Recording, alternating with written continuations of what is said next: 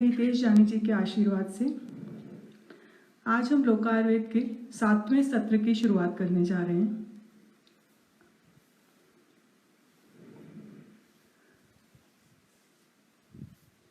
आज रामनवमी का पावन दिवस भी है और स्वामी जी के मार्गदर्शन में हम लोकायुर्वेद के सत्र की शुरुआत करेंगे। अमंत्रम अक्षरम नास्ति, ये तो हम सबने ही सुना है कि कोई भी अक्षर ऐसा नहीं है कि जो मंत्र ना हो। इसी तरह से आयुर्वेद का कोई भी सूत्र ऐसा नहीं है जो हमें स्वास्थ्य ना दे। तो ऐसे महान ग्रंथ के सूत्रों को हमें नवरात्रि में सुनने का मौका मिल रहा है, तो इसके लिए हम स्वामी जी का फिर से तहे दिल से धन्यवाद करते हैं। और आज हम स्नान विधि के ऊपर चर्चा करेंगे। ये भी एक नित्य विधि है, नित्य कर्म है। पहले आज का परिदृश्य देख लेते हैं कि आज क्या चल रहा है।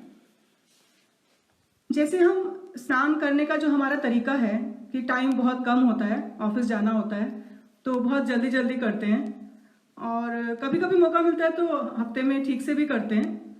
तो इस तरह हम स्नान करते हैं। दूसरा, उसमें जो हम आजकल सोप यूज़ करते हैं वो सभी सोप केमिकल्स युक्त होते हैं, जिसमें जैसे मैंने पहले भी बताया था कि जहाँ पे झाग बनता है तो वहाँ पे SLS होगा ही होगा। SLS means sodium laureth sulphate. तो ये जो केमिकल है ये झाग बनाने के लिए आएगा ही आएगा, चाहे आपका वो फेस वॉश हो या हेयर वॉश हो या साबुन हो, बॉडी वॉश हो, तो सब में ये यूज़ होता है। तो ये केमिकल युक्त है। दूसरा, उसमें हम जो फ्रेगनेंस यूज़ करते हैं, मीन्स साबुन में कई तरह की खुशबू दी जाती है, उसको अच्छी खुशबू देने के लिए वो अप्राकृतिक हैं, आर्टिफिशियल होती हैं वो, तो वो भी केमिकल्स होते हैं। उसके बाद हमें ये बताया जाता है कि ये नेचर फ्रेंडली है। जैसे इस साबुन में दूध का यूज़ हुआ है, केसर युक्त है, हल्दी युक्त है, मलाई युक्त है, लेकिन वो शायद कितनी मात्रा में वो हम नहीं जानते, पर ज़्यादातर उसमें केमिकल्स होते हैं। और एक और ट्रेंड देखने में आता है कि बेबी सोप, कि बच्चों के लिए स्पेशल सोप बनाए जाते हैं, तो वो भी कितने केमिकल से मुक्त होते हैं हम कह नहीं सकते, क्योंकि उसमें भी झाग बनती है। और जो अगर उसकी पूरे इंग्रेडिएंट्स पढ़ते हैं तो शायद पता लगेगा कि केमिकल्स तो उसमें भी रहते हैं, पर कहा जाता है कि ये स्किन फ्रेंडली हैं, बेबी के लिए अच्छे हैं। तो ये आज का ट्रेंड है जो मैंने आपसे शेयर किया। तो हम आज तो हमारे आयुर्वेद में स्नान विधि को कैसे बताया गया था, आज हम वो चर्चा करेंगे। सबसे पहले तो उन्होंने स्नान के जो बेनिफिट्स बताए थे, पहले हम उसको सुनते हैं, तो उसका श्लोक उच्चारण करते हैं। दीपनम ऋषि मायुष्यम स्नानम ऊर्जा बल प्रदम कंडु मल श्रम श्वेत तंद्रा त्रिदह पाप मजित। तो इसका अर्थ है दीपनम, कि ये जठराग्नि को प्रदीप्त करता है, मीन्स स्नान करने के बाद हमें अच्छी भूख लगती है। दूसरा, वृष्यम आयुष्यम, मीन्स ये शक्ति बढ़ाता है, वीर्यवर्धक है, और आयुष्य को भी बढ़ाता है। स्नानम ऊर्जा, स्नान करने से हमें ऊर्जा मिलती है, उत्साह मिलता है। बल प्रदम मीन्स बल देता है। कंडु यानी कि खुजली, स्किन प्रॉब्लम्स को दूर करता है। मल यानी कि त्वचा को स्वस्थ रखता है, साफ करता है। श्वेत, पसीने को दूर करता है। तंद्रा, उंघाई, जैसे हम सोने के बाद थोड़ा सा आलस फील करते हैं तो उंघाई लेते हैं, तो उसको भी ये दूर करता है।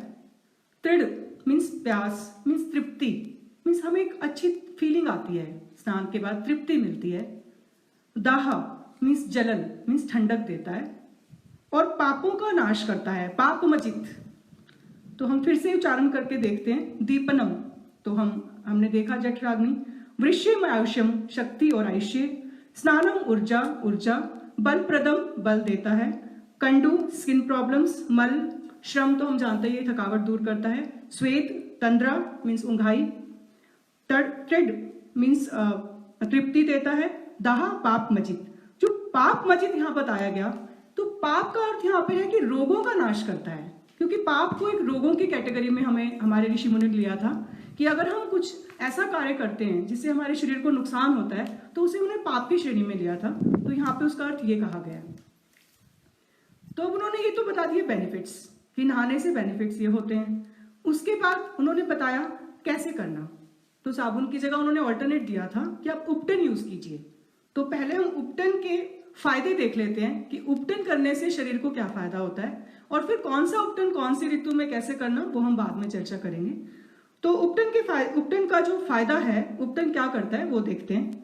उत्वर्धनम कफ हरम मेदसह प्रविलायनम, मैंने आधा श्लोक पहले पढ़ती हूँ।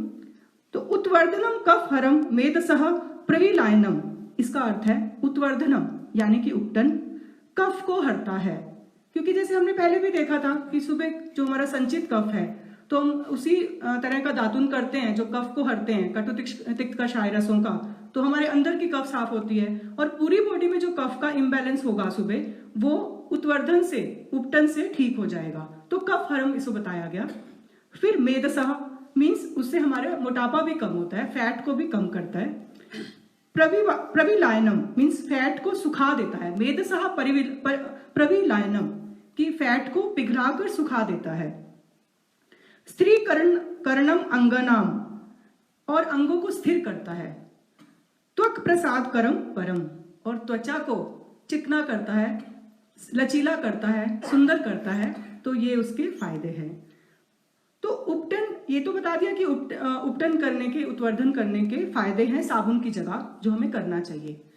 फिर थोड़ा उन्होंने जनरल सूत्र दिया कि कैसे करना चाहिए, वो मैं थोड़ा एक आइडिया देती हूँ आपको कि जैसे जौ का आटा होता है या चने का आटा होता है, उसमें सरसों को पीसकर और तेल और कच्ची हल्दी को अगर हम पीस सके तो ज़्यादा अच्छा है। जो हमें मार्केट में मिलती है वो कितनी अच्छी है ये भी नहीं कह सकते। तो जो कच्ची हल्दी है उसको और तिल का तेल और सरसों और जौ का आटा आप थोड़ा दरदरा पीस लीजिए और उसको एक उपटन की तरह आप यूज कर सकते हैं घर में। तो इसका एक और फायदा है कि ये जो है छोटे बच्चों में भी यूज कर सकते हैं। मीन्स बहुत छोटे शिशु तो इतनी काफी सॉफ्ट स्किन होती है, तो उनको देसी गाय के दूध से भी नहलाएंगे तो भी उनकी स्किन तो वैसे ही बहुत अच्छी होती है। तो जो बड़े बच्चे हैं 5 साल से ऊपर हैं तो उसमें भी हम ये यूज कर सकते हैं। तो अलग से बेबी सोप की हमें जरूरत नहीं पड़ेगी, पर उसको मसलने का तरीका है कि थोड़ा सॉफ्टली हम करें और अपनी स्किन के हिसाब से करें। तो ये तो हो गया। अब साबुन कौन सा यूज करना, तो ऑल्टरनेट आ गया उपटन, उसके फायदे भी उन्होंने बता दिए। फिर उन्होंने बताया कि पानी कौन सा यूज करना। तो पानी के लिए जो उन्होंने सूत्र दिया था वो था उष्ण अंबुनाघ काय से परिशेको बलावहा। मीन्स अगर हम उष्ण थोड़ा सा गुनगुना पानी यूज करते हैं तो हमारी जो काया है, जो हमारा शरीर है, उसको बल मिलता है। परिशेक करते हैं मीन्स अगर हम थोड़े उष्ण पानी से शरीर को स्नान करते हैं तो थोड़ा बल मिलता है। उसमें भी ऋतुओं का मैं आपको बताऊंगी कि हम कहते हैं कि गर्मी में कैसा करना, वो हम आगे चर्चा करेंगे। तो अभी हम ये समझते हैं कि अगर हम शरीर के सिर के नीचे के हिस्से को अगर थोड़े गुनगुने पानी से परिशेक करते हैं तो हमें बलवर्धक है वो। और फिर उन्होंने बताया तेनेव तूत मांगस्य बल हृत केशज सुक्षाम। मीन्स लेकिन अगर उसी गुनगुने पानी से हम सिर को धोएंगे तो वो बल को हरता है, मतलब बल को हानि करता है। तो आपको सिर को कभी भी गर्म पानी से नहीं धोना है, ये उन्होंने बताया, क्योंकि उससे बालों को और आंखों को क्षति पहुंचती है और आपकी दृष्टि भी कमजोर होती है। तो इसलिए उन्होंने वर्ज्य किया है इसको। तो ये हो गया पानी का उन्होंने बताया। उसके बाद उन्होंने बहुत सारी अच्छी और भी चीजें बताई कि सिर कैसे धोना। तो स्नान विधि में वो भी आता है। तो सिर धोने का जो आजकल हम तरीका यूज करते हैं तो हम जनरली शैम्पू लगाते हैं, तो उसका ऑल्टरनेट हम पंचगव्य शैम्पू जो हमारे कनेरी मठ की गौशाला में भी उपलब्ध हैं, और आप कोई भी हर्बल शैम्पू जिसमें झाग ना बनता हो, जैसे रीठा, आंवला, शिकाकाई, इस तरह के पाउडर जो आजकल मिलते हैं वो भी काफ़ी सारे मार्केट में उपलब्ध हैं, तो उनको भी यूज़ कर सकते हैं। और कभी कभी आप पंचकर्मा सेंटर जाके शिरोलेप या इस तरह की कुछ चीज़ें भी यूज़ कर सकते हैं जो आपके सिर में अच्छा रिजल्ट देंगी। फिर उन्होंने एक लास्ट बताया मुख लेपम, कि मुख को कैसे अच्छा करना। ये पूरा स्नान हमने बॉडी का कर लिया, सिर भी धो लिया, पानी भी बता दिया, साबुन भी बता दिया कौन सा। तो मुख लेपम, तो मुख लेपम का उन्होंने बहुत सुंदर एक श्लोक बताया। मुखा लेपन शीला नाम दृढ़ भवती दर्शनम। मीन्स जो मुख में लेप करते हैं, आयुर्वेदिक चीजों से बताया, तो उनका जो मुख है, उनकी जो दृढ़ भवती दर्शनम, तो उनकी जो दृष्टि है वो बहुत अच्छी रहती है। उसके बाद वंदनम चाप रिमालनम श्लक्षणम ताम्र सोपमम, कि इट मीन्स कि उनका जो मुख है, मुखमंडल है, वो वंदनीय लगता है, बहुत ही ज्यादा सुंदर लगता है, कभी मुरझाता नहीं है। और श्लक्ष्णम, चिकना रहता है, और ताम्र सोपमम, और कमल के समान खिला रहता है। तो मुखलेप का उन्होंने ये फायदा बताया। अब आप ये सोच रहे होंगे कि हमें, ये तो जनरल सूत्र हैं, आप घर में अगर दादी नानी भी कभी बहुत बताती हैं हमें कि ये लगा लो, इस तरह से कर लो, लेकिन अगर ऐसी अवेलेबिलिटी नहीं है आजकल हमारे पास, तो हम अपने पास के किसी भी ऑथेंटिक आयुर्वेदा डॉक्टर से जाकर अपनी बॉडी टाइप के हिसाब से और कौन सी ऋतु चल रही है उसके भी अलग अलग उपटन आते हैं, तो वो प्लान कर सकते हैं। जैसे मैं आपको एक एग्जांपल देती हूँ, और पानी का जो जैसे मैं आपको एग्जांपल देती हूँ कि जैसे अगर अगर गर्मी की ऋतु है तो थोड़ा चंदन के प्रेफरेबल होते हैं, हल्दी, चंदन, इस तरह की चीजें यूज करते हैं हम उपटन में, लेकिन वो डिपेंड करता है कि आपकी बॉडी टाइप कैसी है, वो भी उसमें मैटर करता है कि आपका शरीर ऑलरेडी बहुत ठंडा है तो फिर आपको उस हिसाब से थोड़ा चेंज करना पड़ता है।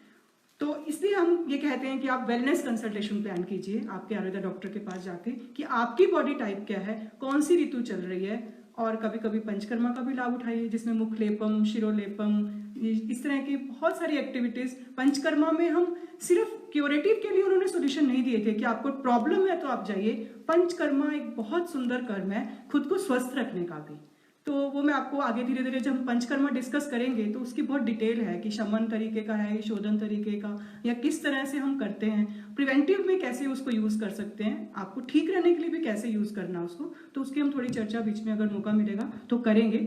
अब लास्ट में एक बात बताना चाहती हूँ कि जो ऋतु के हिसाब से पानी का हमारा एक हमें था कि गर्म पानी का इन्होंने बोला है, तो उन्होंने ये बोला है कि जनरली सारी ऋतुएं अगर आप देखें तो हेमंत, शिशिर और बसंत ऋतु थोड़ा ठंडा मौसम रहता है भारत में, तो हल्का गुनगुना पानी, और शिशिर में तो थोड़ा चलता है उष्ण, तो आप हल्का गुनगुना पानी जो सुखद हो वैसा पानी यूज कीजिए। वर्षा में भी जिस दिन ठंडी होती है तो आप उस दिन भी थोड़ा गुनगुना पानी यूज कीजिए, तो वात की प्रॉब्लम नहीं होगी, क्योंकि वर्षा जो ऋतु है वो वात की ऋतु है। और शरद में भी थोड़ा हल्का गुनगुना चल सकता है, लेकिन ग्रीष्म ऋतु में ताजा पानी यूज करने से भी चलेगा, क्योंकि वो ऑलरेडी जो ताजा पानी है वो अपने आप में गर्म होता है। जब कई बार हम कहते हैं ट्यूबवेल से पानी आता है तो पर गर्म गर्म आता है, तो वो चल सकता है सिर्फ ग्रीष्म ऋतु में। तो ये उन्होंने एक जनरल सूत्र दिया कि थोड़ा हल्का सुखद गुनगुना पानी हमें यूज करना चाहिए। तो अब स्नान किसको नहीं करना चाहिए, तो अगर कोई रोग है, क्योंकि जो ये हम सारी चर्चा कर रहे हैं स्वस्थ व्यक्ति की कर रहे हैं, तो अगर कोई रोग है तो आपको ये नहीं करना है, या आपके डॉक्टर से प्लान करके करना है। और भोजन के तुरंत बाद हमें स्नान नहीं करना चाहिए।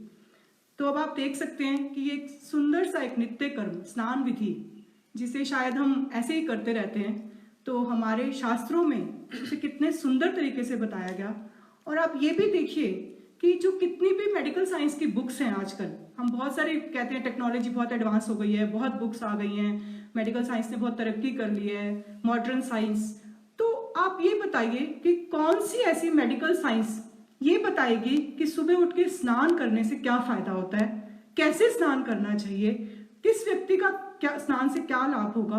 तो ये छोटी सी जो क्रिया जिसको उन्होंने हमारे स्वास्थ्य से जोड़ा और ये बताया कि जो स्वास्थ्य है वो क्षण क्षण करने वाली क्रिया है, मतलब प्रतिदिन हर पल जो हम कर्म करते हैं वो स्वास्थ्य युक्त होना चाहिए, तभी हमें स्वास्थ्य मिल सकता है। इसलिए हमें अपने विवेक को यूज करके अपने विवेक को बढ़ाकर हमें जरूर ही आयुर्वेद के स्वास्थ्य सूत्रों का पालन करना चाहिए, क्योंकि एक महान ग्रंथ स्वास्थ्य देने वाला भारत के ऋषि मुनियों के अलावा कोई नहीं दे सकता।